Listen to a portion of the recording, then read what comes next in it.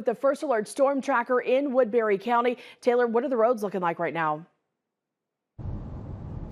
Hey Jessica, yes, so we are currently south of Sergeant Bluff going northbound on I-29, and these roads are no jokes. Take a look here.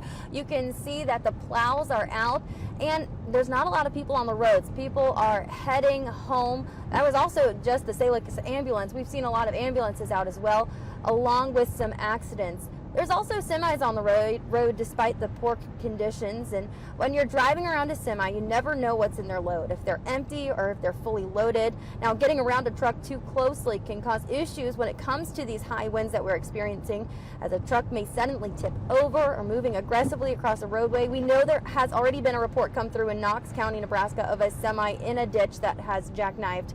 A transportation specialist at Western Iowa Tech says it can be catastrophic if another car is in the wrong place at the wrong time.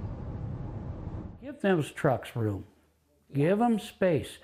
If you see them moving left or right, and even in their lane, but you can see they're fighting to keep that truck level and in position, it's best to back off and give them that space.